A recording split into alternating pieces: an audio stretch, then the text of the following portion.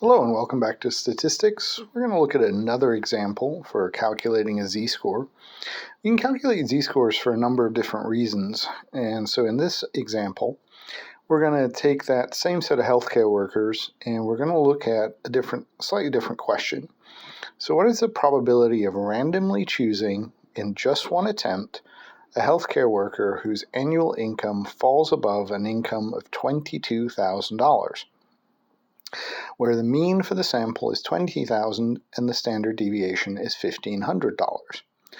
Now, what we're seeing here is something slightly different. In our previous example, we were looking for what is the chance of finding an example between the mean and x. But in this example,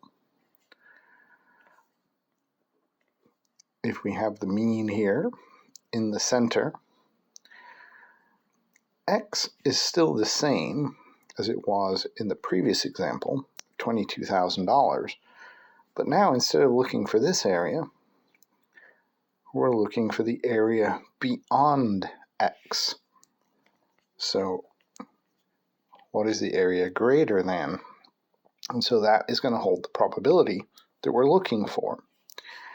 Now, in setting up this problem, it is going to set up exactly the same way. We're going to use the same z-score formula.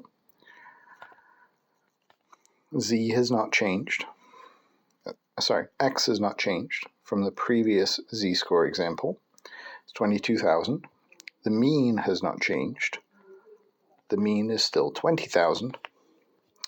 And then our standard deviation is still 1,500. So the formula still processes the exact same way.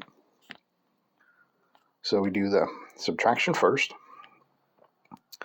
So we end up with 2,000 over 1,500. And then doing the division, that equals a positive 1.33. The only difference is now, instead of looking for column B on the table, for the z-score table for the answer, we're now looking at column C. So from column C,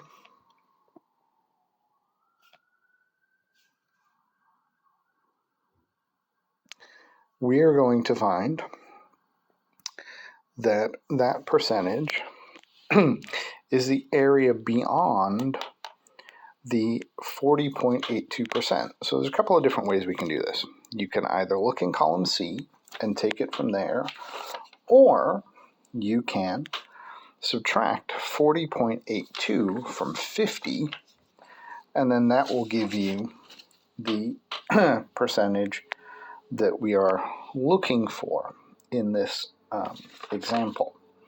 So going back to the table and looking in column C, the probability that we are looking for is 0.0918. And if we multiply that by 100%, that gives us a percentage of 9.18%.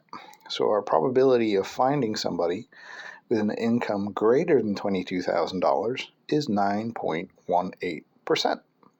And that's the answer to that type of z-score question. So we can do either area between or area beyond. Because, again, the z-score table is an absolute value, we can also, using column C, find areas below x. So if we had a negative x, a lower x value and a negative z-score, we could have found C if it had been over here as well. So we've got a couple of different options. We can find above or below, but both are represented by area beyond. Thanks for watching, and I'll see you in the next video.